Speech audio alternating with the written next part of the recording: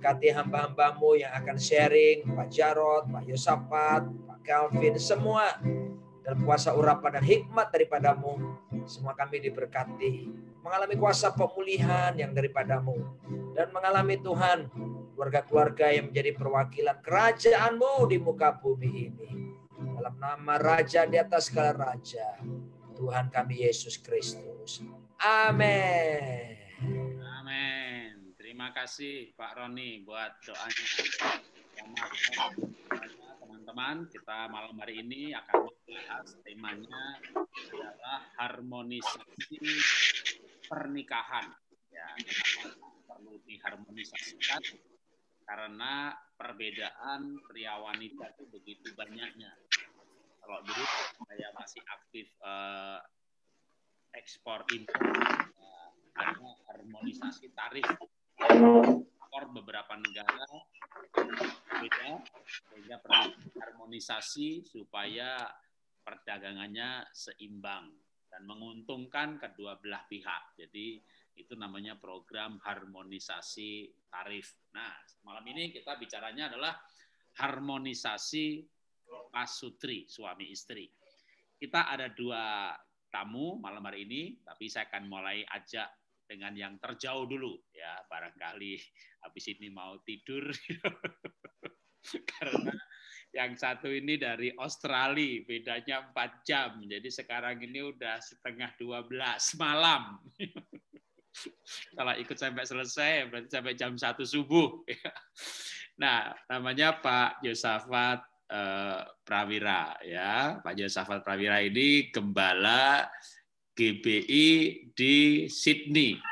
Bahkan kalau nggak salah apa masih atau sudah enggak, tapi setahu saya pernah juga menjadi ketua majelis daerah untuk di wilayah sana ya. Oke, selamat malam Pak Yosafat. Ya, malam Pak Jarod. Ya, malam semuanya. Ini di sana betul ya? Udah mau jam 12 nih. Iya Pak, jam 11.40. Ya, terima kasih untuk kesediaannya. Pak Yosafat, boleh diperkenalkan diri sendiri secara singkat, barangkali tadi saya kurang lengkap atau ada yang sudah berubah. Iya Pak, thank you buat kesempatan bisa sharing. Ini ada senior-senior luar biasa di sini ya, Pak Roni, Pak Jarod, Pak Calvin juga salam kenal. Salam kenal Pak Yosafat. Ya, saya melayani di Jemaat Place of Hope Pak, dan bukan GBI Pak. Mohon maaf. Oke. Ya. Yang ketua MD GBI Sydney itu siapa ya, Pak? Oh ya, itu Pak Isaac ya. Oh, Pak Isaac. Aduh, ya. Pak. Kebetulan saya dipercayakan jadi ketua Forum Gereja Indonesia se-Sydney. Iya, betul. Dulu ketemu ketua Forum Gereja Indonesia. Ini bukan majelis daerah. Iya, Pak. Saya ingat ketua apa gitu loh, pokoknya gereja-gereja di Indo, saya pikir majelis gitu. Iya. Ya, di Sydney ini ada 50 gereja Indonesia, ya, dan saya ini sudah 4 tahun terakhir dipercayakan untuk melayani, memimpin. Ya, terakhir saya ke Sydney itu kan kita bikin fellowship untuk hamba-hamba Tuhan ya Pak ya. Iya, betul. Kangen sama Pak Jarod nih, kapan lagi ke Sydney nih Pak? Ya, semuanya sering-sering. Habis lockdown selesai mampir lagi sini Pak ya. Itu sama Eklesia Family ini itu hampir tiap bulan saya Zoom. Zoom ya. Ya, oke Pak Yosafat, saya akan mulai dengan bertanya. Pak Yosafat menikah udah berapa tahun? Saya Januari nanti ke 21 Pak. Oke, 21. Kalau saya nanti April 31 ya. Oke, beda 10 tahun ya usia pernikahan kita. Nah, selama 21 tahun ini yang paling menonjol atau yang paling terkesan atau yang paling pusing gitu ya, yang dihadapi di dalam perbedaan antara Bapak dan Ibu, itu apa Pak yang Bapak rasakan pengalaman? Ya, saya lahir dari keluarga kecil Pak. Orang tua saya dikaruniai 2 anak aja, jadi kakak bersama dengan saya. dan kami lahir di kota kecil di Jawa Tengah, di kota Pemalang. Sedangkan istri saya lahir di Medan dan dari 7 bersaudara. Jadi keluarga besar, dan pendekatannya saya rasa berbeda banget. Saya dari background Jawa lebih kalem, lebih tenang, dan istri saya dari Sumatera lebih blak-blakan apa adanya. Saya kalau ngomong ya santun gitu ya, kalau dia ngomongnya nyablak kayak nggak punya perasaan. ya apa adanya gitulah. Iya. Jadi perbedaan kami seputar itu aja sih sebenarnya, Pak. Oke. Nah, terus menghadapi perbedaan itu, apa ibu makin lembut atau bapak yang makin hancur hati? Ya, kami ini selama 21 tahun pernikahan ini banyak penyesuaian. Ya. Jadi memang dalam pelaksanaan, terutama pelayanan, ya sangat mempengaruhi. Perbedaan latar belakang, juga perbedaan kepribadian sangat mempengaruhi. Dan memang saya lihat, saya juga sekarang semakin banyak bertumbuh, semakin banyak belajar. Ya, istri saya juga semakin banyak bertumbuh dan belajar. Saya rasa kita sama-sama dimurnikan, sama-sama bertumbuh, ya. Dan pengalaman kami pada waktu saya sebelum menikah, itu saya melayani di Jakarta, di gereja lokal itu bersama dengan Abba Love Ministry, Pak Jarod. Oke. Ya, pemimpin-pemimpin kami juga teman baiknya Pak Jarod. Pak Edi, Mas Abdon. Iya. Nyawan. Dan saya tahun 98 bulan Januari itu diutus untuk membantu pelayanan di kota Perth di tempatnya Pastor Daniel Ong. Oke. Iya. Lalu saya melihat memang ada banyak clash yang kami alami dalam konteks suami istri. Karena saya ini lebih lebih big picture, Pak ya. Jadi lebih ke visi, ke global gitu. Dan kebetulan pemimpin minta saya untuk berangkat ke kota Perth tahun 98. Lalu tahun 2000 akhir istri saya lagi hamil umur 7 bulan. Kami disuruh pindah melayani di kota Melbourne. Ya, jadi nah, jemaat Melbourne saya nggak tahu kayak apa. Saya juga pada waktu belum pernah ke kota Melbourne. Cuma pemimpin bilang ada jemaat yang harus dilayani, jemaat yang dirintis oleh Bapak Jeff Hammond. Ya. Jadi pada waktu Pak Jeff sudah menetap di Jakarta, jadi salah satu elder di Abba Love Ministry di Jakarta. Lalu ada kebutuhan kepemimpinan di sana. Lalu para pemimpin memutuskan kami dari Perth dipindahkan ke Melbourne. Ya, singkat cerita anak saya satu lahir di sana, anak kedua lahir di Melbourne. Lalu pemimpin memutuskan kami pindah ke kota Sydney, Pak. Itu bulan Juli tahun 2003. Wah. Ya, jadi sekarang kita sudah 22 tahun di Australia, tapi cukup pindah-pindah dari Perth ke Melbourne ke Sydney sampai sekarang. Yang saya lihat ada banyak konflik yang Tuhan izinkan karena perbedaan antara latar belakang dan kepribadian saya sama istri. Kalau bagi laki-laki kan mungkin pindah-pindah oke-oke aja ya. Iya betul. Demi visi, demi tujuan, pelayanan, globalnya betul. Adalah untuk Tuhan. Tapi bagi wanita kan teman baru, suasana baru, lingkungan baru, tetangga baru, jemaat baru. Penyesuaian lagi bisa. Wah, terus gimana tuh Pak tuh? Ya itu yang jadi konflik dan jadi serunya karena kan kita belajar taat, kita belajar penundukan diri sama rencana Tuhan, sama pemimpin, dan kita percaya aja ya berjalan dengan iman. Tapi setelah saya ngobrol sama istri, ternyata beda. Karena istri saya orang yang detail, ya kan, dan juga dari keluarga besar. Ternyata saya harus deal dengan insecurity. Wanita sangat besar insecurity-nya, ya. Ya kayak tadi Pak Jarod nanya, nanti tinggal di mana? Nanti uangnya gimana? Nanti sekolah anak gimana? Wah, ada banyak pertanyaan yang saya nggak bisa jawab. Nah, itu akhirnya muncul banyak konflik. Nah, iya itu dia. Saya cuma bilang sudah kita melangkah saja dengan iman, ya kan? Tapi nggak bisa buat seorang wanita, buat istri sulit sekali, walaupun dia juga istri hamba Tuhan, ya. Saya harus menghargai perasaan dia, saya harus menghargai pertimbangan-pertimbangan, ketakutan-ketakutan dia. Nah, memang pada waktu awal-awal kami dipindah, kami melayani harus berbagai macam kota dan juga kondisi jemaat, itu ada tension ya. Tapi juga kami bisa melihat ada anugerah Tuhan. Saya bersyukur istri tetap bisa sepakat, bahkan mendukung ya visi dan pelayanan. Membesarkan anak di luar negeri tidak mudah. Tapi ya bersyukur Pak masih bertahan dan masih bahagia karena ikut KIB. Haleluya. Terima kasih Pak Yosafat. Nanti saya kembali ke Pak Yosafat ya. Saya akan panggil Pak Calvin dulu, Calvin Hartono. Wah, saya nggak tahu nih panggilan akrabnya Pak Calvin atau Pak Hartono. Pak Calvin, Pak Jarot. Calvin. Oh. Bagi teman-teman yang belum mengenal Pak Calvin, ya mungkin tahu apa yang dimiliki oleh beliau. Miliknya Gado-Gado Boblo. Jadi kalau tahu Gado-Gado Boblo, nah ini yang punya. Ya, saya juga kenal belum lama. Tahu sudah lama. Ya, awal tahunnya itu kok saya tuh sering banget di tag sama Pak Hartono, Pak Calvin. Ngeteksnya itu karena ya kalimat saya, quote saya itu di repost di Facebook lalu di tag ini quote oleh Jarod Wijanarko gitu kan.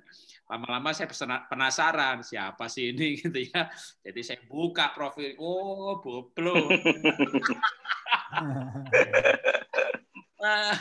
Tapi pas saya itu lagi buka-buka gitu ya kok nyambung waktu itu diajak talk show di IG. Jadi kayak udah ganti aja saya undang sekalian ya. Iya. Pak Calvin. Yes, Pak. Boleh saya tanya, kok Ibu nggak ikut? Kenapa? Boleh jawab dengan satu kata, Pak. Jangan lebih. Dia pemalu, Pak. Okay. Malu dia, Pak. Nah, begini. Kalau pemalu itu biasanya rapi, teliti. Betul. Nah, kalau Bapak kan nggak pemalu, biasanya banyak ngomong, tidak rapi, tidak tegas. Tapi Bapak orangnya baik, temannya banyak, supel, murah hati. Thank you, Pak. Thank you. Nah, dari situ aja ada kelihatan tuh ya perbedaannya. Bapak nggak pemalu, suka tampil, waduh. Instagram, Facebook diupload terus gitu. Saya nggak tahu istri itu punya Instagram nggak tuh?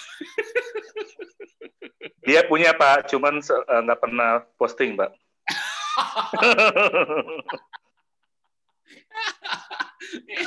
Melankolik banget dah, nggak pernah posting. Iya.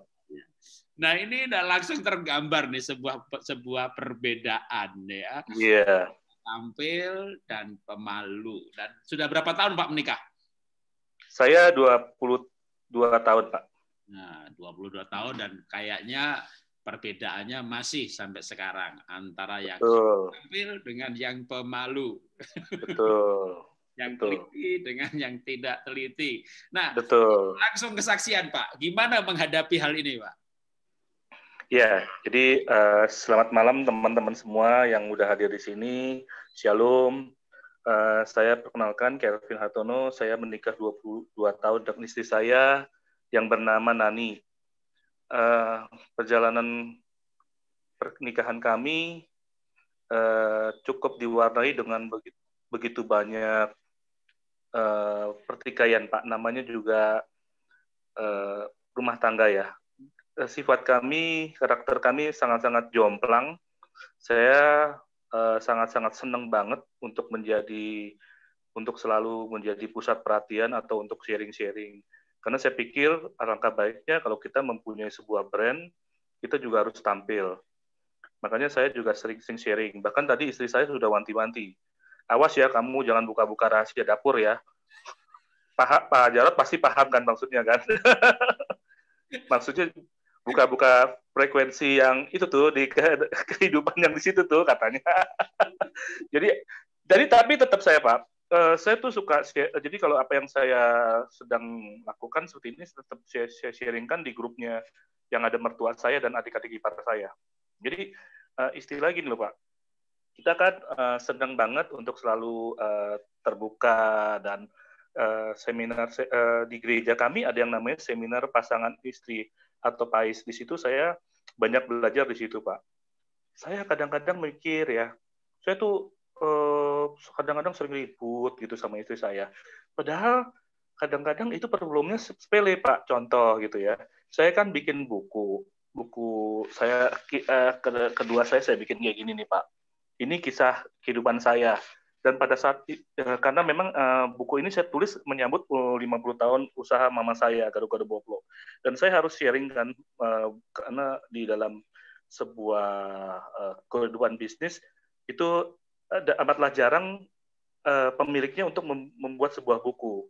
Jadi maksud saya agar teman-teman yang berbisnis kuliner juga bisa belajar dari pengalaman-pengalaman dan kegagalan saya.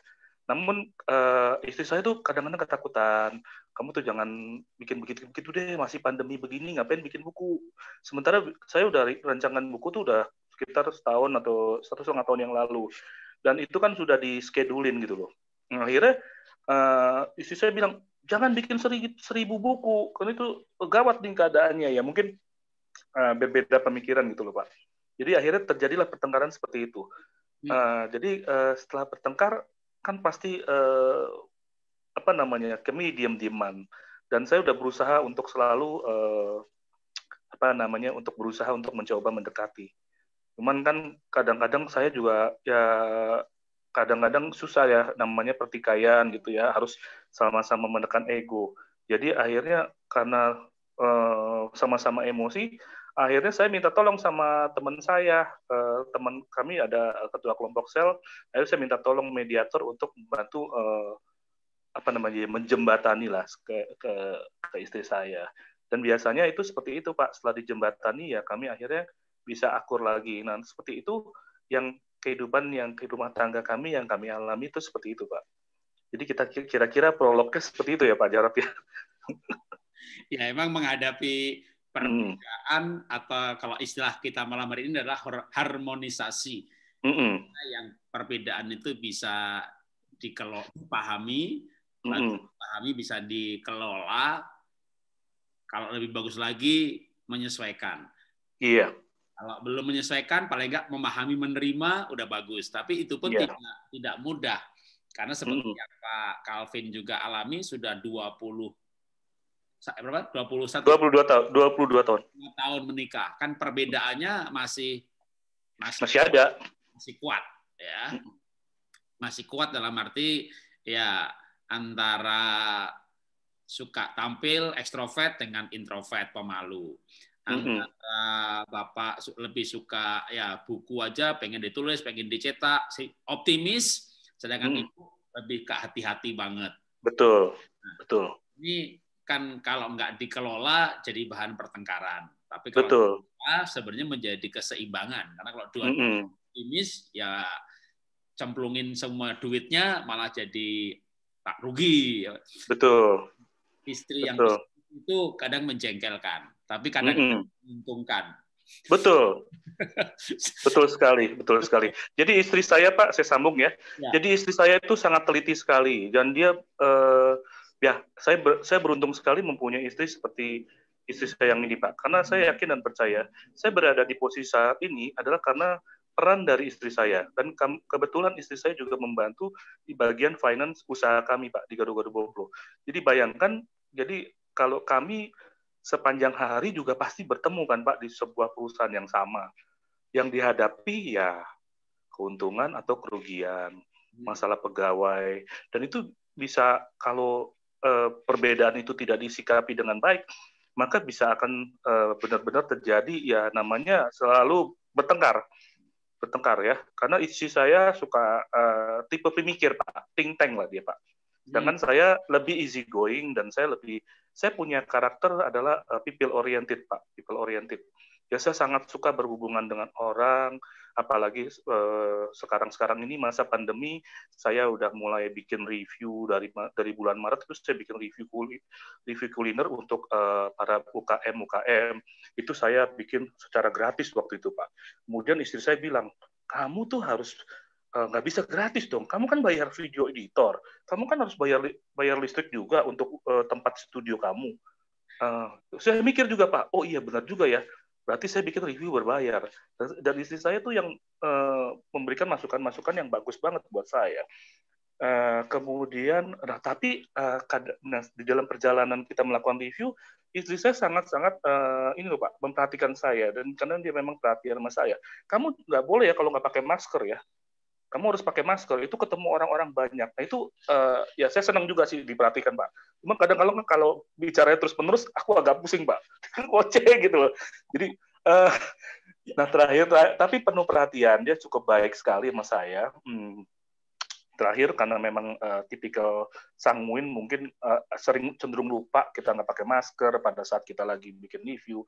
Akhirnya dia bilang, oke, kamu pakai ini aja, beli akrilik untuk dibikin sekat-sekat ya Pak ya. Kami kan suka, kalau melakukan review tuh suka 3-4 orang lah.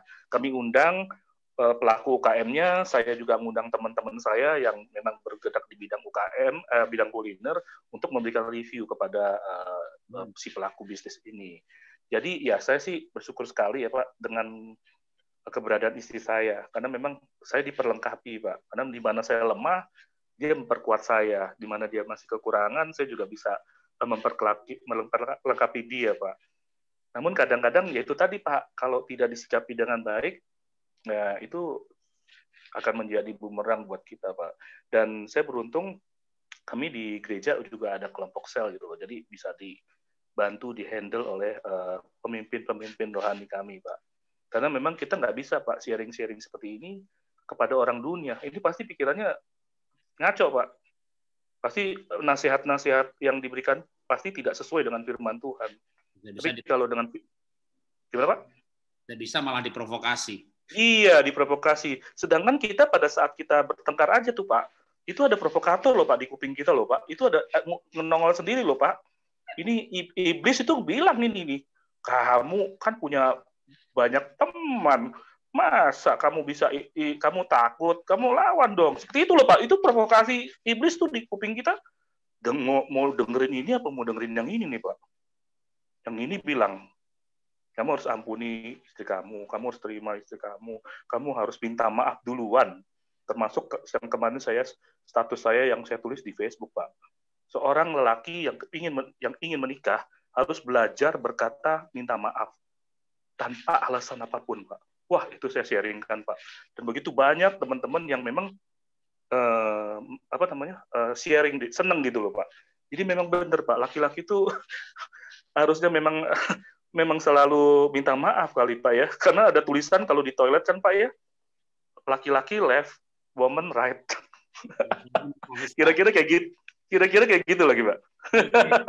Terima kasih Pak Calvin. Saya akan kembali ke Pak Yosafat ya. Nanti saya akan kembali ke Pak Calvin lagi. Ya. Pak Yosafat, saya kembali ke Bapak dengan pertanyaan. Setelah menikah 21 tahun, saya yakin pasti pernah bertengkar. Nah, ini malam ini memang penuh dengan cerita dan kesaksian ya, karena dari kesaksian pasti ada dari kejadian pasti ada nilai, ada solusi.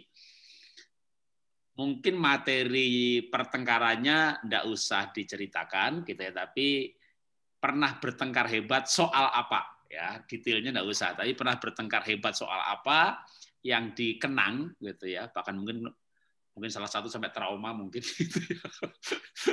Pertengkaran hebat apa yang pernah terjadi dan gimana solusinya, Pak? Iya, Pak. Tahun 2000 itu kami masih melayani di Kota Perth bersama dengan Pastor Daniel Ong. Lalu para pemimpin yang mengutus kami dari Jakarta itu meminta kami dipindah untuk melayani di jemaat yang di Melbourne, Pak, yang dirintis oleh Pak Jeff Hammond. Lalu pada waktu itu yang tadi saya sempat sudah singgung tadi di awal, istri saya sedang hamil 7 bulan. Jadi buat dia sangat tidak nyaman sekali karena sudah hamil 7 bulan harus pindah ke Melbourne, kita nggak tahu tinggal di mana, ya kita nggak tahu jemaat yang akan dilayani seperti apa, dan juga data dokter, data hospital semua harus pindah. Nah ternyata itu bukan semudah seperti yang saya pikirkan. Jadi dalam proses transisi itu ada banyak penyesuaian, ada banyak konflik, sampai akhirnya kita juga berantem. Ya, saya berpikir kenapa sih gitu loh, untuk rencana Tuhan, kenapa kita sampai akhirnya harus memikirkan hal-hal yang detail gitu loh. Kalau kamu nanya semua, saya juga nggak tahu jawabannya apa gitu kan. Udah terima aja dengan iman. Tapi ternyata itu sulit buat istri saya. Dan pada saat itu mungkin saya masih naif, masih idealis gitu ya Pak. Akhirnya lewatin proses, akhirnya saya sadar bahwa saya harus taat dan tunduk sama rencana Tuhan betul, sama suara pemimpin betul, tapi saya juga harus belajar mengasihi, juga mempedulikan gitu ya, apa yang ada di hati istri saya. Juga bahkan pertimbangan, kekhawatiran, kebingungan. Nah, setelah kami find out, ternyata istri saya banyak curhat, ya, ada banyak ketakutan, juga ada banyak pengalaman masa lalu ternyata. Ya, jadi isu security, isu keuangan ternyata menjadi isu yang sensitif dalam kehidupan dia.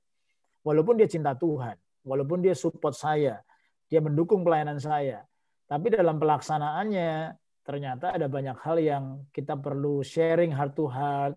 Akhirnya kita berdoa bersama, kita mencari tuntunan Tuhan sampai akhirnya ya kita bisa lewatin dan kita bersyukur ya sampai hari ini Tuhan terus memelihara.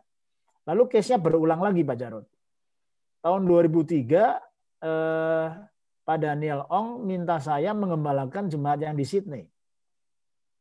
Ini jemaat perintisan dari kota Perth, ya ada alumni dari Perth yang sudah lulus dari Perth, lalu studi dan ngambil master di Sydney dan bekerja di Sydney. Lalu ketemu sama teman-teman dari Jakarta, ya dari Abalev yang sedang juga kuliah master ngambil kerja di sini, mulai dari 8 orang merintis gereja lokal yang sekarang saya gembalakan. Nah ini gereja cukup unik, 4 tahun nggak ada pendetanya. Jadi Pak Daniel Ong bolak-balik dari Perth ke Sydney. Saya waktu itu masih di Perth juga datang ke Sydney melayani. Lalu setelah saya pindah ke Melbourne, saya kadang-kadang juga diundang melayani di jemaat Sydney. 4 tahun bertumbuh, bertahan tanpa ada pendetanya. Jadi yang melayani jemaat biasa atau kaum awam yang punya visi, punya kerinduan. Sampai singkat cerita, Pastor Daniel Ong ngobrol sama para penatua di Abalev. Mereka berdoa, mereka putuskan saya untuk dipindahkan ke Sydney mengembalakan di jemaat ini. Nah, peristiwanya terulang lagi. Saya mesti ngomong lagi sama istri saya, ya kan? Nah, pada waktu itu case-nya juga sama. Kali ini istri saya lagi hamil anak kedua. Lagi hamil 7 bulan anak kedua. Pemimpin bilang, Yosafat, Vera, kami sudah doa, kami sudah putuskan, kami diskusikan, kamu diminta mengembalakan di Sydney, cepat-cepat pindah ke Sydney, kapan kamu bisa berangkat? Nah, buat saya berkata siap, gitu kan. Tapi buat istri saya, waduh, case-nya terulang lagi. Dia pindah dari Perth ke Melbourne, hamil besar, ngalamin banyak pergumulan, penyesuaian, kenalan baru teman-temannya, situasinya, rumahnya, data hospital, data dokter semua pindah. Tidak mudah buat dia. Nah, pada waktu itu, akhirnya ketika saya ngobrol sama dia, ya terjadi tegang lah gitu ya Pak. Banyak proses di belakang itu, kami nangis bareng, kami bergumul bareng, kami juga konflik, saya menuntut dia untuk bisa support saya, tapi saudaraku melihat bahwa ada banyak kondisi-kondisi gitu ya, yang ternyata apa ya, pada waktu itu juga mungkin saya terlalu memaksakan gitu ya, apa yang mau menjadi saya punya keputusan atau pemimpin punya keputusan tanpa mengerti dan mengenal isi hati istri. Tapi setelah saya ngobrol, akhirnya istri request, bisa nggak anak kedua lahir dulu di Melbourne? Nah, pada waktu itu saya tanya, kenapa pertimbangan kamu? Ya dia bilang, saya trauma, saya bergumul dulu pada waktu pindah ke Melbourne. Nah, akhirnya setelah kami sepakat, saya share sama pemimpin, ya, dan akhirnya mereka juga support, mereka setuju, mereka bisa ngerti. Oke, Yos, biarin, nggak apa-apa. Vera lahir dulu, ya, anak kedua di Melbourne. Setelah 3 bulan, baby sudah bertumbuh, baik, sehat, bisa naik pesawat terbang. Kami akhirnya berangkat ke kota Sydney. Dan menarik sekali, Pak. Hari pertama kami nyampe di kota Sydney, sponsorship permanent resident kami di-approve. Jadi buat kami benar-benar sebuah peneguhan. Ya, waktu Tuhan selalu baik, dan itu menjadi sebuah kesaksian di mana kalau saya konflik lagi sama istri, kita selalu flashback bahwa ingat ada visi, tujuan Tuhan, kita mau belajar sepakat, kita mau belajar saling menerima, saling mendukung, tapi juga kita semua surrender kepada waktu Tuhan, dan ternyata Tuhan bekerja dan menuntun dan memimpin sampai saat ini. Ya, gitu, Pak.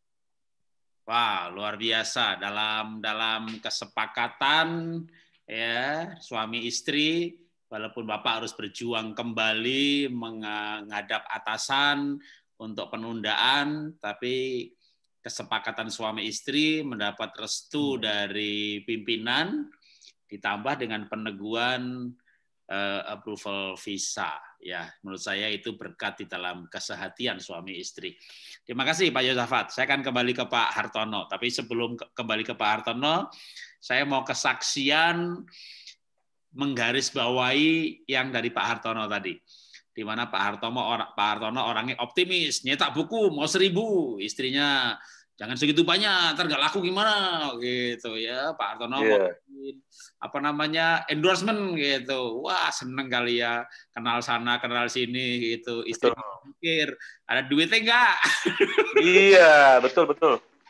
Nah, ini tadi saya ngomong kalimat ini ya, bahwa istri yang pesimis itu sering menjengkelkan, tapi kadang-kadang juga atau sering juga menguntungkan. Nah, tak kasih kesaksian ya.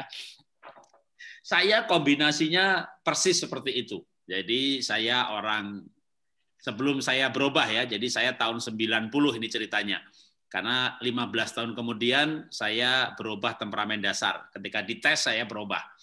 Karena memang temperamen dasar bisa berubah, DNA bisa mutasi DNA, DISC kecenderungan perilaku juga bisa berubah.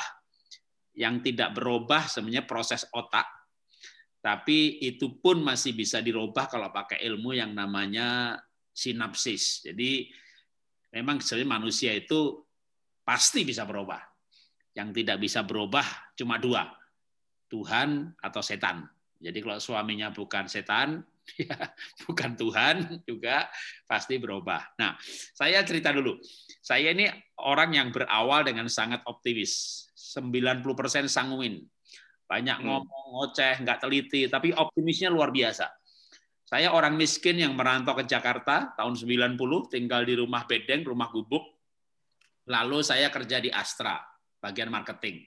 Sukses, lalu buka usaha sendiri. Buka usaha sendiri dimulai dengan IFA dahsyat. IFA itu kami dulu ekspor sepatu, lalu mulai toko, pabrik, akhirnya MLM.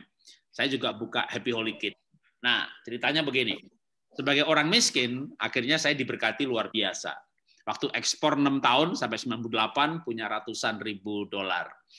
Dengan duit banyak, apalagi waktu dolar berubah dari 2.500 menjadi 12.000. Itu kayak orang kaya mendadak. Saya tidak ganti mobil, nggak ganti baju, hidup dengan sederhana. Tetapi saya orang yang sangat ambisius dan optimis dalam buka usaha. Sebagai contoh misalnya, saya buka production house animasi. 8 miliar habis, bangkrut. Saya buka event organizer. Saya otaknya gede. Waktu di Astra emang dilatih berpikir besar. Jadi kalau saya buka 1 sama 30 sama. Lalu saya akhirnya buka 18. 18 provinsi ada cabang dari event organizer kami. Gitu ya. 4 miliar habis, bangkrut. Gitu. Saya buka toko. Saya bilang sama istri, buka 1 sama 30 itu sama mikirnya. Akhirnya saya buka shop and shop, di mana ada Ramayana, ada toko kami. Jadi saya langsung buka 30 toko gitu ya. Itu juga bangsa 7-8 miliar, bangkrut, habis. Itu gondolanya aja itu 30 cabang itu ratusan juta jadi kayu bekas. Jadi kalau saya itu misalnya ada untung 4 miliar gitu, saya bilang sama istri, kamu 500 juta cukup nggak gitu. Saya nggak bilang dulu kalau untungnya 4 miliar gitu ya. Dia senang 500, udah pegang nih 500. Yang 3,5 miliar saya coba usaha baru, tutup. Gitu. Jadi saya itu yang namanya tutup itu production house animasi tutup, bikin film seri, filmnya jadi tapi rugi, buka toko tutup, buka pabrik nggak untung, buka grosir bangkrut. Jadi kalau saya hitung-hitung tuh bangkrutnya itu udah ya kalau 50 M ada. Padahal saya bukan konglomerat yang duitnya ratusan miliar gitu ya. Jadi punya duit 3 miliar itu berani 3,5 dicemplungin gitu ya. 500 istri yang simpen gitu ya. Nah, singkat cerita aja gitu ya. Singkat cerita saya tuh sekarang dulu tuh saya kesel banget ya sama istri saya. Otaknya gimana sih? Pesimis minta ampun gitu ya. Waduh gitu dah. Saya sampai bilang, ini saya mau usaha ini nih. Kalau untung begini-begini. Kalau untung begini-begini. Lalu dia bilang, ya kalau untung. Kalau rugi gimana? Kamu tuh rugi melulu itu. Ini kalau untung gitu ya. Jadi ya singkat cerita ya rugi. Nah, itu jadi yang namanya rugi itu saya itu jarang kecil-kecilan. Karena memang nggak pernah usaha kecil-kecilan. Toko 30, buka sekolah animasi gitu ya. Ya itu namanya dosen kan gajinya mahal-mahal juga gitu. Jadi nah itu tutup semuanya. Jadi sekarang gitu ya, saya tuh bersyukur banget punya istri yang satu itu. Kenapa saya bersyukur banget sama istri saya? Yang dulu saya bilang pesimis gitu ya. Kalau sekarang saya kata pesimis ya, hati-hati banget gitu ya. Karena setelah 30 tahun menikah, jadi dimulai dengan misalnya tadi untung 4 miliar, saya buka usaha kongsian sama orang lain, buka apa 3,5, istri saya pegang 500. Tahun depan lagi begitu, istri pegang 500 lagi, saya dapat 4 miliar lagi, saya buka usaha apa lagi. 5-6 tahun kemudian, usaha baru saya tutup. Yang IVA sama Evoluki jalan terus, tapi kan saya ini pernah punya toko, pabrik segala macam gitu kan. Waduh, itu tutup gitu ya. Hilang gitu ya. Dan itu kan terjadi berkali-kali. Pabrik tutup, toko rugi, grosir hancur, animasi nggak jalan. Ini semuanya 50 M ada kali.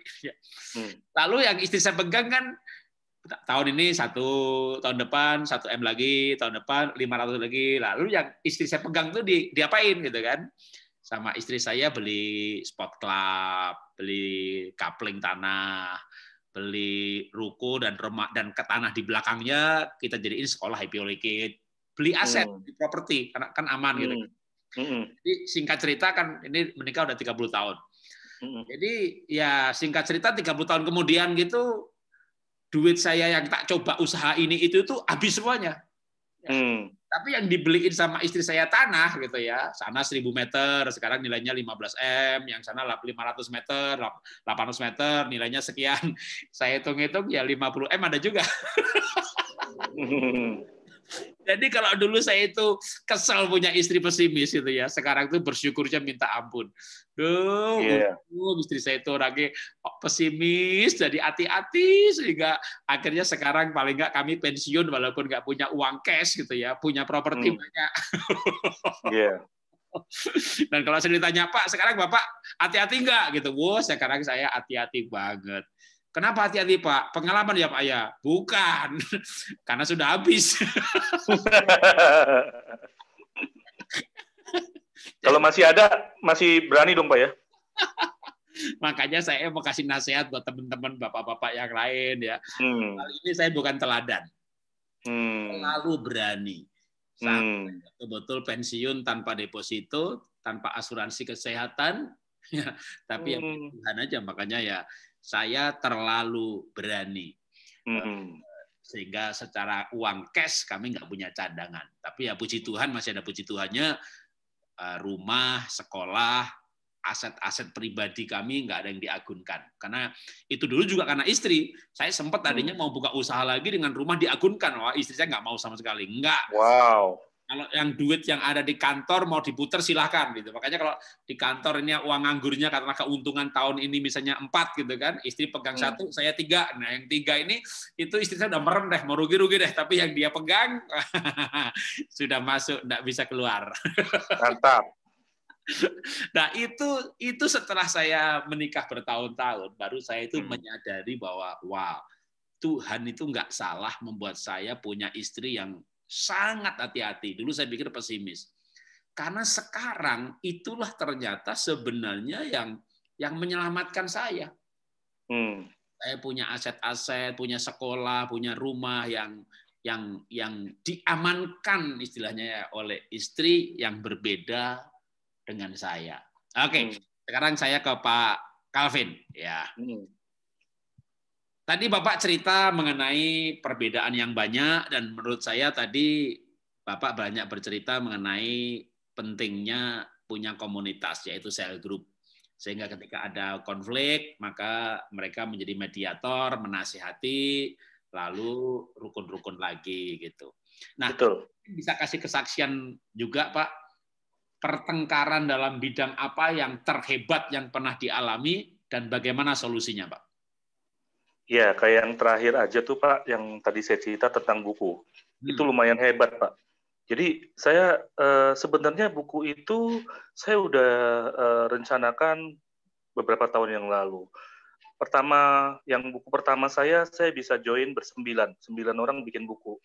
Modal cuma 5 juta. Nah ini buku yang kedua 50 juta. Jadi saya juga belajar dari mama saya Pak. Mama saya kan pebisnis dari nol, Pak. Jualan gado-gado, harga Rp25, modal Rp500 di tahun 70. Dimulai dari gang. Tapi itu semua akan yang saya tangkap semua tuh, Pak. Jadi saya kayak mesin fotokopinya mama saya, Pak. Mama saya memberanikan diri dengan apa adanya, dengan starting small, tapi bikin pemikiran besar. Jadi itu juga saya belajar berani, Pak, sama seperti mama saya gitu, ngumpulin duit. Namun ketika saya bikin buku, itu penerbit saya bilang gini, saya juga rada-rada takut kan, Pak ya, takut juga karena memang saya juga pernah seperti kayak Bapak, tapi nggak skalanya kecil, Pak, rugi-rugi puluhan juta, kejeblos gara-gara di ngomongin sama orang, kalau istri saya bilang tuh saya gampang dipengaruhi ini. Pak, ini dong Pak, gini-gini, orang deketin saya mulai, wah ya juga ya, coba deh kita ikutan bisnis ini deh. Tapi akhirnya salah. Nah istri saya tuh udah menulis Pak, udah nyatat semua. Jadi kayak para istri yang mungkin mereka punya, kalau ada bubu Banyolan Pak ya, istri itu ahli sejarah untuk mengingat semua kesalahan dan dosa-dosa suaminya Pak. Itu seperti itu Pak. Jadi jadi kan dia bisa bikin buku Pak, dosa-dosa ini. Dan jadi kan akhirnya istri selalu kasih wanti-wanti. Kamu ya udah pernah salah nih. Kadang-kadang bukan wanti-wanti doang Pak, itu dicetusin lagi Pak. Itu kadang-kadang bikin jengkel juga Pak. Saya kan udah salah nih istilahnya. Saya juga belajar dong, jangan sampai kejeblos berulang-ulang. Tapi ya kadang-kadang ya gitulah Pak, namanya kan laki ya Pak ya, ada keberanian pengen tahu nih, siapa tahu berhasil ya, kejeblas gitu beberapa kali. Terus kita pernah beli rumah, tapi rumahnya kita cicil, tapi nggak berhasil untuk disewakan. Nah itu juga kadang-kadang diocehin lagi sama istri. Kalau udah diocehin kan rada-rada puyeng Pak. Ini kalau orang sanguin tuh Pak, hatinya kan peka Pak. Jadi ngocehnya itu lagi. Saya udah bilang sama dia, tolong ya, ini jangan diungkit-ungkit lagi, namanya masa lalu. Ya udahlah, kamu berusaha lah. Saya juga berusaha untuk tidak melakukan kesalahan yang sama. Nah, kadang-kadang kan ngoceh kayak gitu, itu juga bikin jengkel tuh Pak.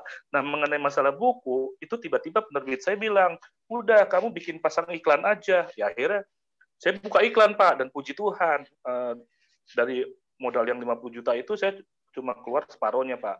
Semua itu ya, tadi iklan itu bisa membiayai saya separohnya, dan akhirnya itu kami sebelumnya itu, padahal setelah dapat sponsor itu istri masih tetap ngomel tuh Pak, akhirnya ngomel besar, dan karena memang dia bilang udah bikin 500 aja, ini masa pandemi siapa sih yang bikin buku, Kan nggak ada, toko buku aja sepi, Gramedia juga banyak yang tutup, dia bilang seperti itu.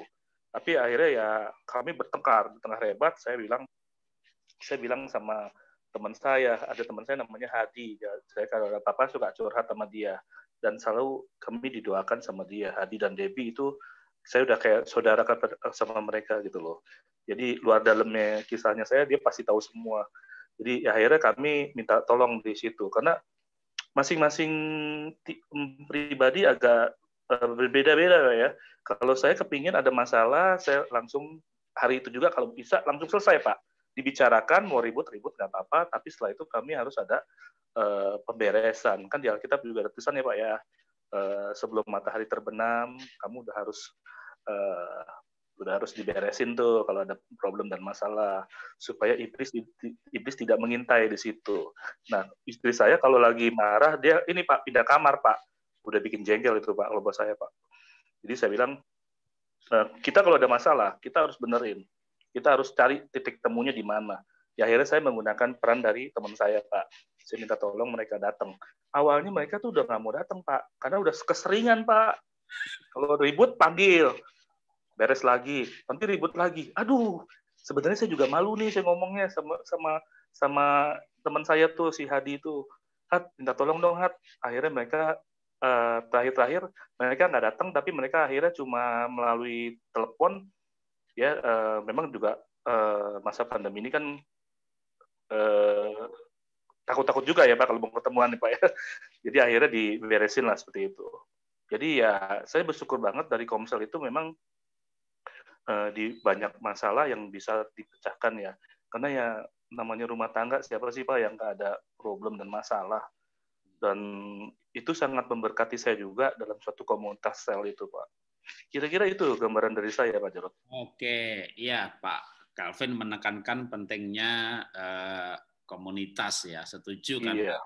Komunitas yang positif itu akan sangat berarti sehingga yang bisa membimbing, memberikan coaching.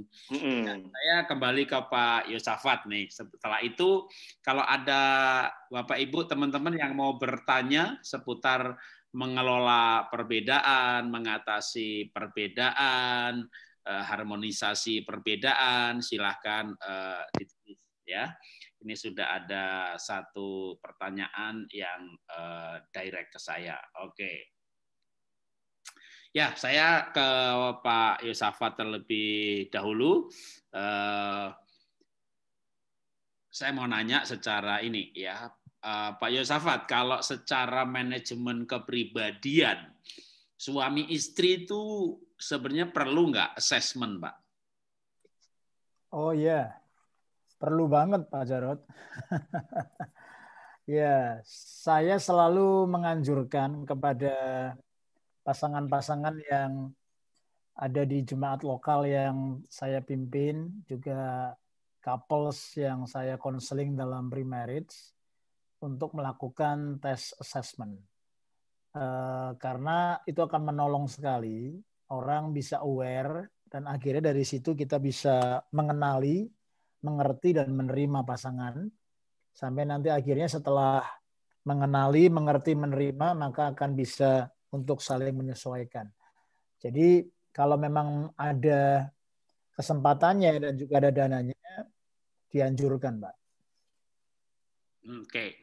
Nah, kan assessment itu menurut saya juga perlu karena kan menjadi dasar ya, sehingga ada suami istri itu kalau mau berbicara ada acuannya, atau mau menyesuaikan diri ada acuannya.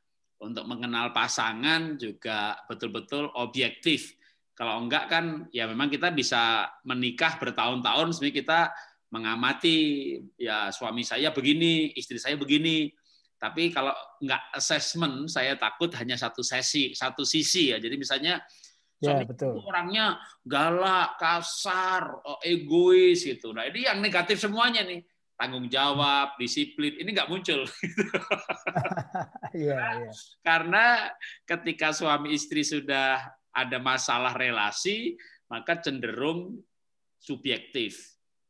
Akhirnya yang disebut yang negatif terus. Atau kalau bukan suami istri, kadang orang tua anak misalnya.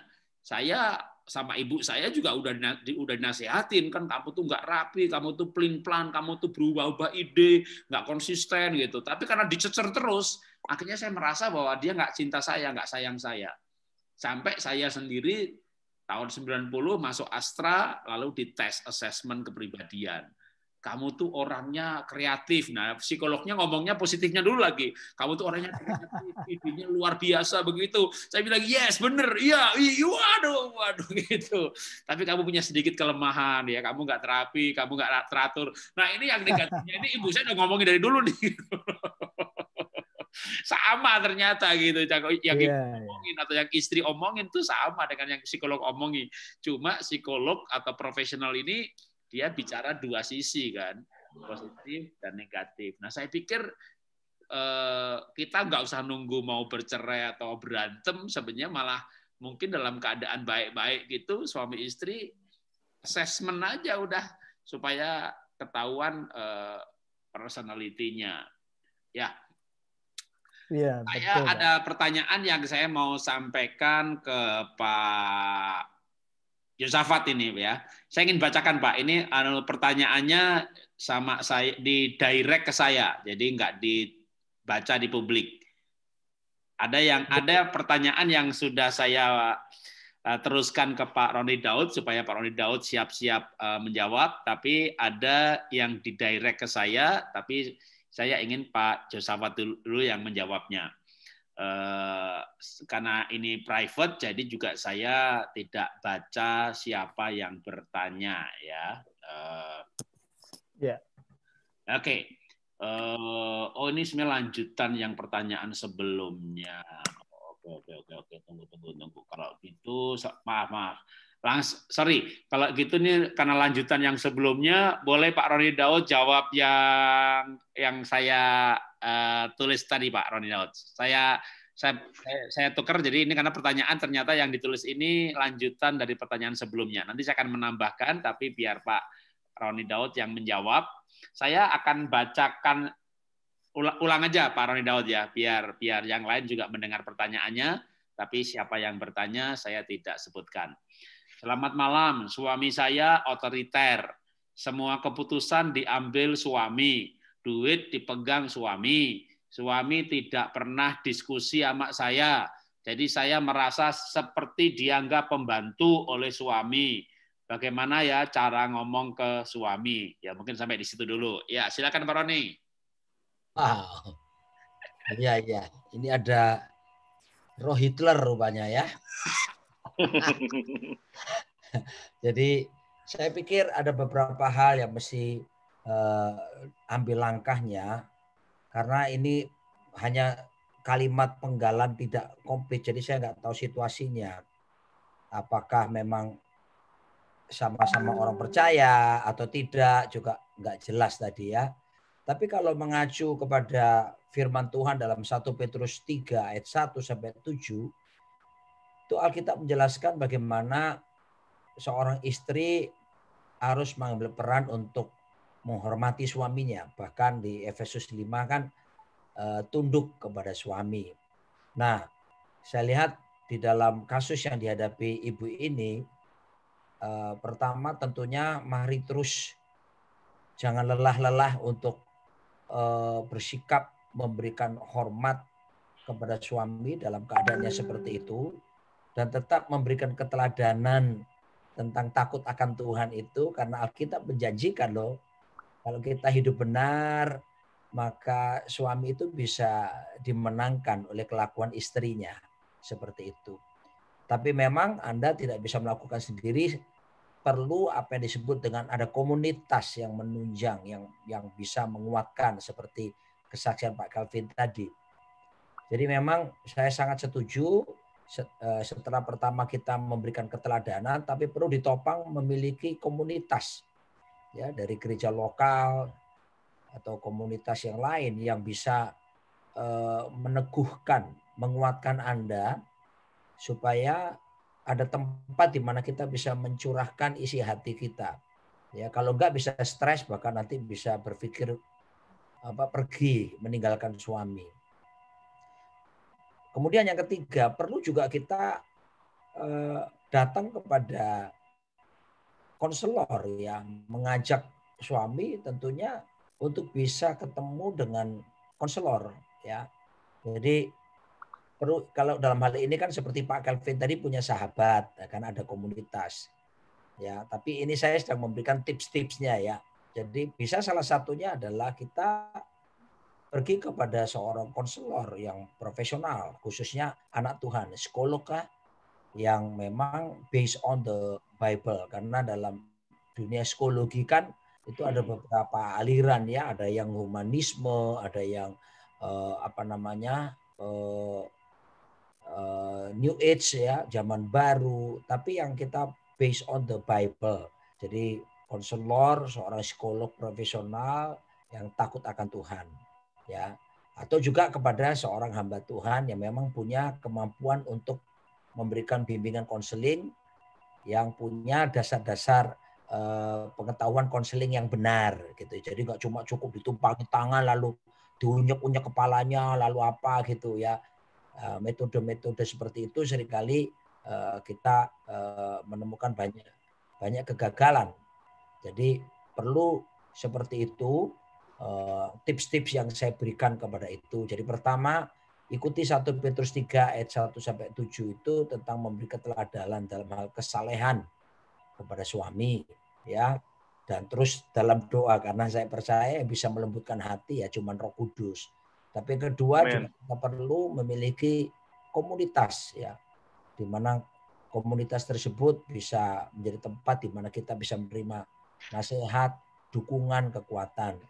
Dan yang ketiga tentunya saya sarankan kita bisa mendapatkan pertolongan, bantuan dari konselor, seorang psikolog yang profesional yang tentunya yang takut Tuhan, yang anak Tuhan, yang bisa mengarahkan, karena memang ada metode-metode dalam menyelesaikan itu. Saya tahu begini karena anak saya seorang konselor profesional, psikolog profesional di Amerika, ya, dan dia juga bekerja di sebuah tempat di mana menghadapi masalah-masalah keluarga. Kalau di Amerika, negara maju, hal gini biasa. Indonesia malu, dipikir nanti berhubungan dengan orang gila. Tapi ternyata ketika saya ikut belajar juga membaca buku-buku tentang konseling yang benar, itu memang penting sekali. Saya punya pengalaman, karena tidak semua bisa diselesaikan hanya cukup ditumpangi tangan, didoakan. Ya, satu kali ada satu keluarga yang sakit, bukan sakit, sudah mau ke Korea nih, udah punya tiket lengkap, hotel semua udah diberesin. Tahu ada pesawat jatuh, saya lupa pesawat apa itu. Lalu istrinya timbul rasa ketakutan dan membatalkan perjalanan. Maka seluruh keluarga marah, kecewa, ya, dan kemudian tetap nggak mau lah. Singkat kata diperhadapkan kepada saya, dan saya sebagai hamba Tuhan, ya, waktu itu nggak ngerti apa-apa teknik konseling dengan baik, ya saya doakan tak usir roh ketakutan, kan. Dalam nama Yesus roh ketakutan keluar, tengking patahkan, ya. Saudaraku, setelah selesai didoakan, dia tetap memutuskan untuk tidak berangkat. Apa yang saya lakukan? Ya saya telepon, ada teman sekaligus senior saya, Bapak Pendeta Dr. Dwijo Saputro. Dia adalah seorang psikiater dan dia anak Tuhan, hamba Tuhan. Dan saya telepon beliau, Pak, ini kok ada orang saya doakan takut naik pesawat gini, sudah saya tengking apa semua, kok dia masih takut, Pak. Ketawa dia, hahaha. Bawa ke sini Pak Roni. Oh iya Pak, wis gampang itu, tak kasih obat, itu ada perubahan struktur di hormonal itu di otaknya itu, jadi kasih obat. Oh gitu Pak, ya. Ya saya kirim ke sana. Lalu kemudian apa yang terjadi, minggu depan mereka berangkat ke Korea. Jadi saya belajar dari kegagalan. Jadi jangan malu kalau datang kepada konselor, bisa itu hamba Tuhan yang memang mengerti prinsip konseling secara benar, ataupun kepada konselor profesional. Jadi tiga itu saya. Biasanya Pak Jarod lebih pintar jawabnya. Oke, saya akan menjawab pertanyaan selanjutnya. Nanti setelah itu Pak Yosafat akan memberikan jawaban juga mengenai mengubah pasangan. Nah, ini pertanyaan yang ditulis juga private direct ke saya. Jadi suaminya itu betul-betul otoriter, sampai istri itu namanya belanja, beli apa-apa harus pakai bon, nanti bon-bonnya dilampirkan, dihitung, lapor, baru suami kasih uang lagi gitu ya. Itu persis banget kayak kalau istri saya itu ngasih uang gitu tuh ke pembantu. Pembantu saya itu bukan hanya pembantu, tapi kayak kepala dapur. Jadi saya punya pembantu itu dari masih gadis sampai sekarang anaknya udah 2, ikut saya. Jadi udah 10 tahun lebih. Yang pembantu sebelumnya lagi juga hampir 15 tahun lebih. Supir saya ikut saya juga 26 tahun lebih gitu ya. Karena ya saya mendidik mereka dan menghargai mereka. Sebagai contoh misalnya kepada pembantu tuh istri saya tuh kasih uang itu bisa untuk 4-5 hari untuk seminggu gitu. Lalu nanti dia beli-beli apa gitu. Dia bikin laporan lalu kasih uang lagi. Nah, ini ibu nulis surat ini pertanyaannya ini ke saya gitu. Dia itu ke suaminya harus begitu gitu ya. Beli apa pakai bon. Bahkan saya pernah berjumpa suami itu misalnya istri dikasih uang 1 juta, lalu belanjanya itu bonnya itu kurang 20.000. Nah, bilang ini kurang 20.000 gitu lah, naik angkot masuk pakai bon gitu kan. Jadi kalau nggak ada bonnya itu suami itu ada yang minta istrinya naik angkot 5.000 gitu, itu sopir angkotnya suruh paraf, suruh tanda tangan coba. Saya ini suami kepada istri lah, saya sama istri saya kepada pembantu saya aja ya beberapa yang nggak ada bonnya kalau dia bilang naik angkot ya oke lah gitu ya. Tapi saya pikir ya itu memang dalam hidup ini ada suami yang memperlakukan istrinya persis kayak istri saya memperlakukan pembantu saya. Nah, lalu kalau saya ditanya, Pak suami saya begitu gitu. Sekali lagi, menikah itu keputusan dan pilihan. Jadi waktu bahkan mungkin ketika pacarannya cukup pun gitu ya, cuma kadang dulu kan nggak terdeteksi mengenai pola keuangannya bagaimana. Kalau terdeteksi pun kadang orang itu bisa berubah di tengah jalan. Awal pernikahan baik, terbuka, lalu dia mengalami perubahan karena orang hidupnya kan selalu berubah. Ada yang berubah ke arah negatif malah. Bagi dia mungkin makin positif, makin hati-hati, roh kontrol. Nah, sekali lagi, menikah adalah konsekuensi dari keputusan dan pilihan. Kalau menghadapi pasangan yang berperilaku seperti itu, memang tidak ada pilihan lain selain menerima dan menyesuaikan. Sambil berharap bahwa pasangan nanti akan berubah. Nah, soal berubahnya nanti Pak Yusafat yang jawab.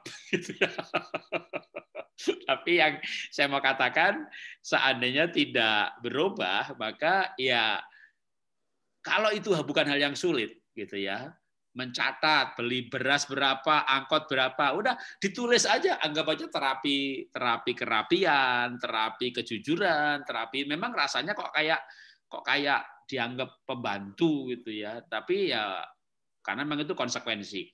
Kalau misalnya nggak diikuti, apa yang terjadi?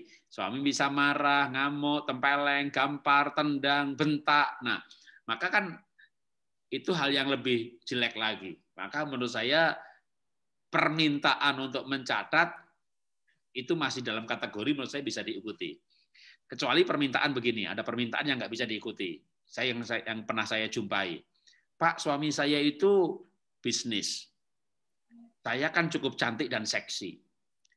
Mosok saya disuruh melayani pejabat. Jadi istrinya disuruh nge-seks dengan pejabat atau buyer sebagai entertain. Wow.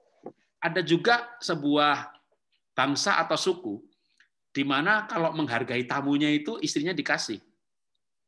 Nah, tapi menurut saya itu hal yang tidak harus diikuti. Ya. Nah, permintaan sejenis itu saya menjumpai dalam konseling itu cukup banyak. Jadi misalnya suaminya bawa pulang perempuan, lalu ngajak main bertiga. Nah itu kan juga nggak benar, itu nggak usah diikuti. Ada lagi yang aneh, misalnya suami ini hanya terangsang kalau dia mengintip pasangannya istrinya selingkuh. Jadi dia pulang bukan bawa perempuan, malah pulang bawa laki-laki, suruh main sama istrinya, lalu diintip. Dengan begitu suaminya baru terangsang. Nah, hal-hal seperti itu dosa. Ya. Tapi kalau hanya menurut saya, ya maafkan saya bukan meremehkan, tapi suami minta mencatat bon, kalau naik angkot suruh tanda tangan, itu menurut saya masih bisa diikuti. Tapi memang kemampuan orang berbeda-beda. Ada yang digebuki setiap hari. Kemarin saya konseling lagi sama menjumpai seorang ibu. Pak, suami saya itu kalau berhubungan seks dengan saya, itu sambil lihat video porno. Lalu kalau di video porno itu payudaranya besar, dia berkata, wih besar banget, bergairah. Punya saya kan kecil, Pak. Jadi suami ngomong itu tuh bukan ngomongin tentang saya. Saya betul-betul merasa sebagai objek aja, objek pemuas. Lalu saya bilang sama istri ibu itu, Bu, nanti suaminya suruh ikut sesi yang kedua ya. Kalau yang pagi nggak datang, lalu ibunya deketi saya. Tadi juga ada, Pak. Sore juga pasti ada. Dia bilang pasti ada. Kata pastinya itu mencurigakan saya. Kenapa ibu yakin pasti ada? Dan dia full timer, Pak Jarot. Itu mengejutkan sekali. Seorang full timer gereja, ya dengan kata lain seorang pendeta, kecanduan pornografi, dan begitu kecanduannya sampai nggak bisa terangsang tanpa melihat pornografi, dan kalau sudah terangsang pun yang dipegang tetap gadgetnya, dan meresponi apa yang di gadget bukan istrinya. Sampai berkata, besar banget, padahal punya istrinya kecil. Nah, itu hal seperti itu pun saya bilang, Bu, menikah adalah konsekuensi dan pilihan. Kalau dengan suami sendiri bukan dosa, tapi kalau sampai ada yang bawa tamu, lalu ibu suruh main diintip, ibu nggak boleh taat, nggak apa-apa. Karena itu perzinahan. Jadi ketika permintaannya berupa dosa, maka istri boleh dengan hormat menolak. Karena istri harus hormat kepada suami. Tapi istri taat kepada suami di dalam Tuhan. Nah, ketika permintaannya bukan berupa dosa, ya, tapi kalau itu pun rasanya cukup berat untuk mencatat segala macam, ya butuh kekuatan ekstra, maka tadi kembali kepada saran Pak Calvin, ya butuh komunitas, butuh teman yang bisa memberi kekuatan. Sedikit nasihat tapi sebenarnya kurang baik, ya, tapi cukup efektif. Walaupun saya tahu ini nasihat kurang baik, tapi cukup efektif. Kalau perlu ibu cari wanita lain yang lebih sengsara. Kenapa? Kadang-kadang ini loh ya, wah Pak suami saya galak banget, aku dibentak-bentak tiap hari gitu. Lalu ibu ini ketemu wanita yang lain, Bu, curhat. Aku punya suami galak banget, aku paling menderita di muka bumi. Kenapa sih? Aku dibentak-bentak, dikoblok-koblokin, dibilang lonte, dibilang gitu. Lalu ibu yang satu bilang, lah cuma dibilang, cuma dibentak, aku ditempeleng, dijejek, dikebuki, aku diikat loh baru diajak main. Suami saya udah terangsang, bukan aku dimainin, aku dimasukin timun sama wortel gitu. Jadi ketika ketemu ibu yang lebih menderita, kadang-kadang kita tuh bisa bersyukur ketika lihat orang lain lebih menderita. Walaupun ini bukan nasihat yang baik, tapi kadang cukup efektif.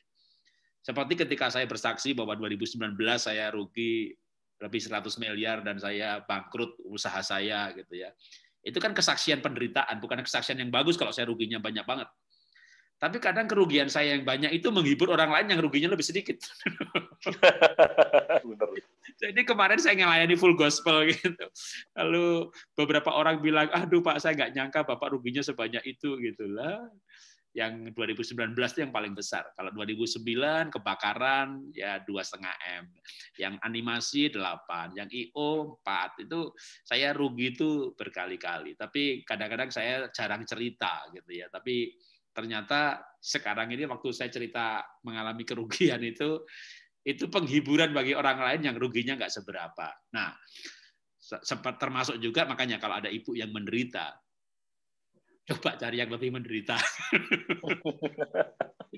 Sekali lagi, ini bukan nasihat yang baik, tapi kadang efektif untuk kita itu tidak merasa paling malang di dunia ini.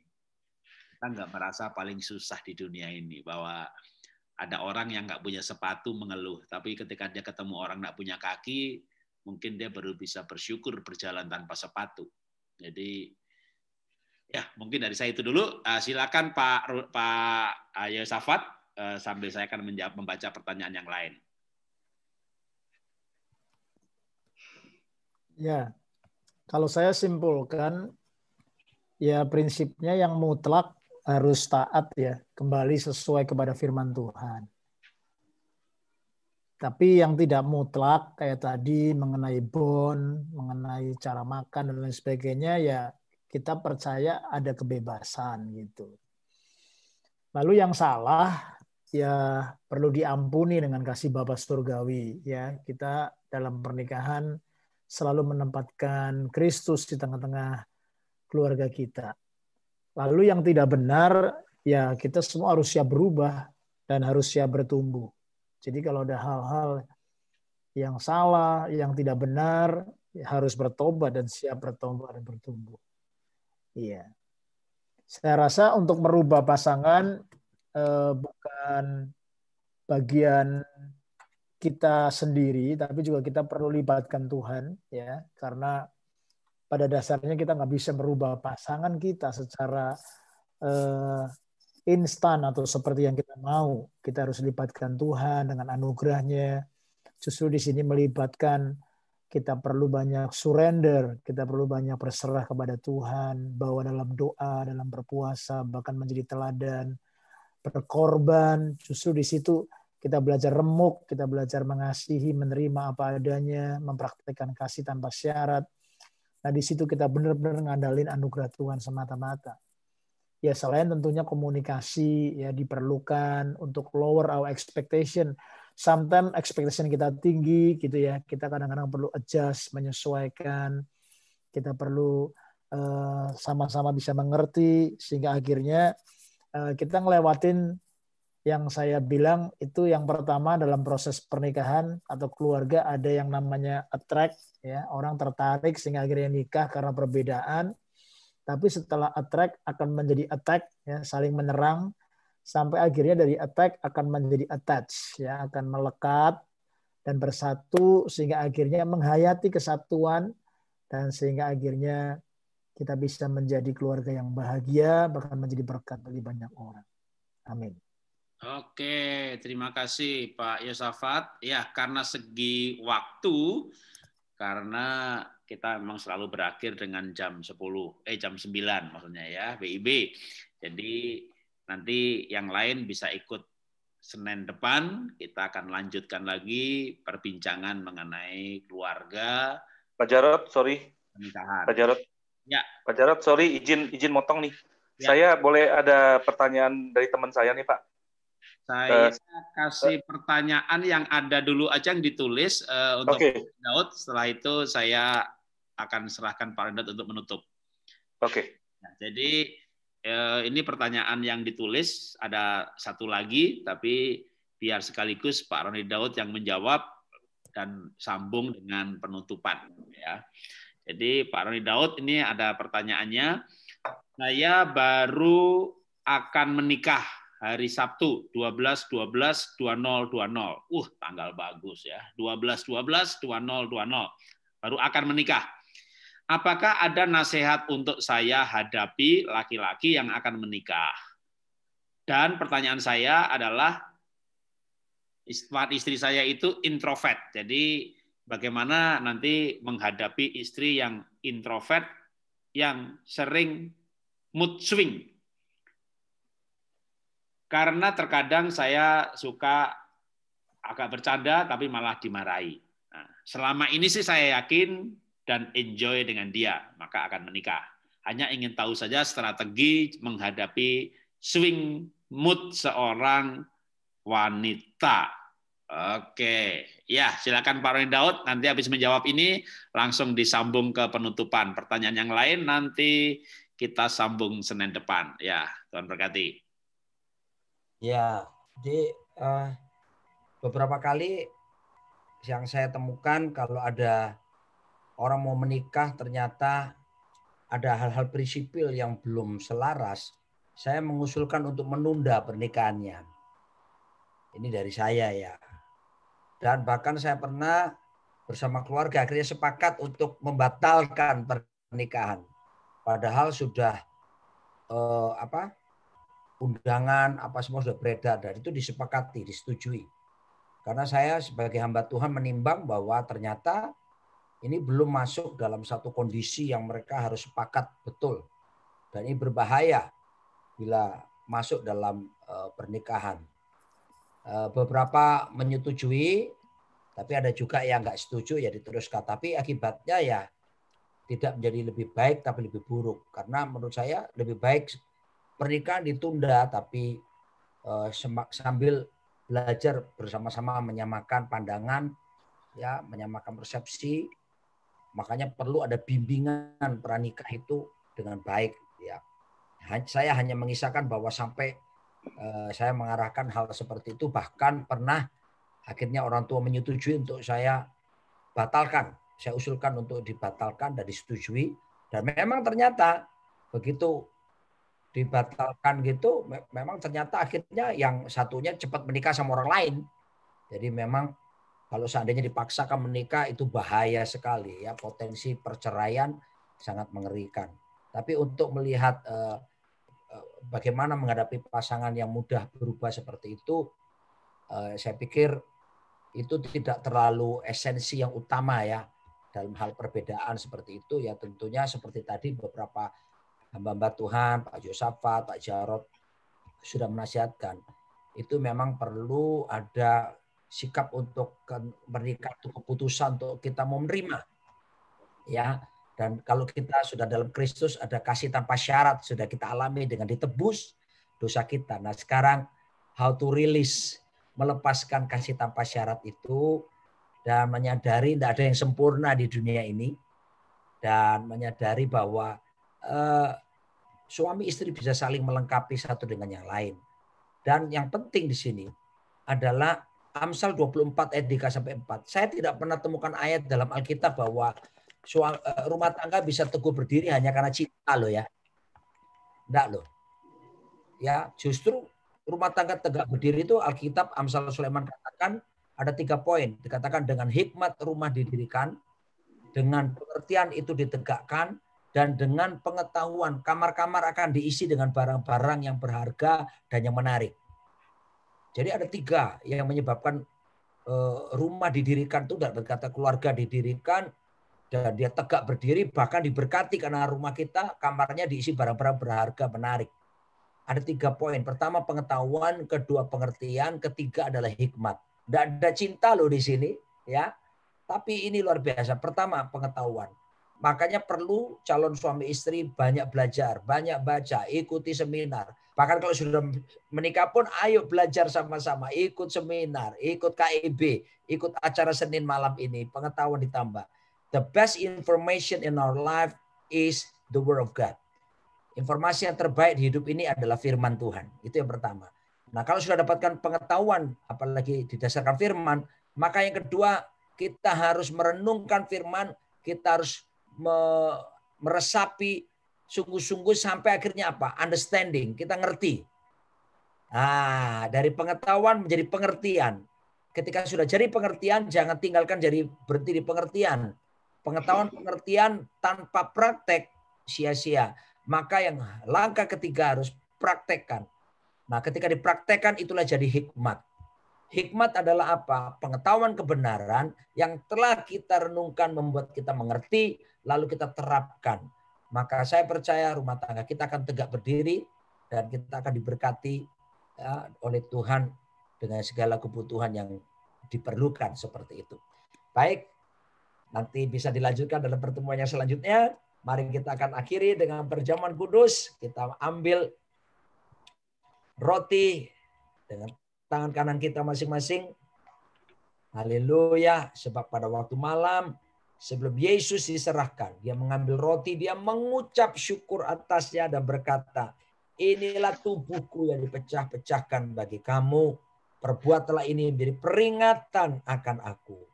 Mari saudaraku semua, bukankah roti yang kita angkat dengan tangan kanan kita ini adalah persekutuan kita dengan tubuh Yesus Kristus? Amin. Makanlah dalam nama Yesus.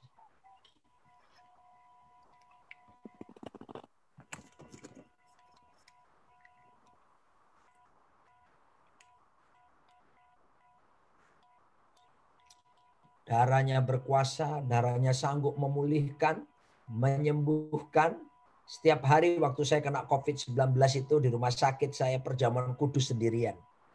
Karena saya tetap percaya bahwa darah Yesus berkuasa. Malam ini setiap kita yang punya sakit, penyakit apapun, percayalah. Kita bukan sekedar bersekutu dengan anggur, tapi dengan darah Yesus Kristus. Malam itu pula dia mengambil cawannya, di dalamnya berisi anggur. Dia berkata, cawan ini adalah cawan perjanjian baru yang ditumpahkan bagi kamu. Perbuatlah ini menjadi peringatan akan aku. Bukankah cawan ucapan syukur yang di dalamnya berisi anggur ini adalah persekutuan kita dengan darah Yesus Kristus? Amin. Amin. Minumlah Amin. dalam nama Yesus. Nanti biar Pak Josafat tutup kita dalam doa. Silakan Pak. Amin. Mari kita semua bersatu dalam doa. Bapa di surga, kami sungguh bersyukur buat darah-Mu dan tubuh-Mu yang sudah terpecah, tercabik, tercurah buat kami, sehingga kami sebagai satu keluarga boleh terus mempraktekkan kasih-Mu yang tanpa syarat. Kami boleh ingat pengorbanan-Mu, kami boleh ingat kasih-Mu, kami boleh ingat pengampunan-Mu. Tuhan, tolong setiap kami, pasutri, suami dan istri, membangun keluarga yang harmonis, keluarga yang bahagia. Kami boleh diperlengkapi dengan hikmat, dengan pengetahuan, dengan understanding, wisdom yang datang daripada Tuhan. Jadikan kami pelaku firman-Mu Tuhan. Urapi setiap suami, urapi setiap istri, supaya kami boleh membangun keluarga yang ilahi, yang mengasihi Tuhan, yang boleh Tuhan dewasa dan mengelola perbedaan yang ada, bukan sebagai sebuah ancaman, tapi sebagai kekayaan untuk kami boleh saling menghargai dan saling melengkapi.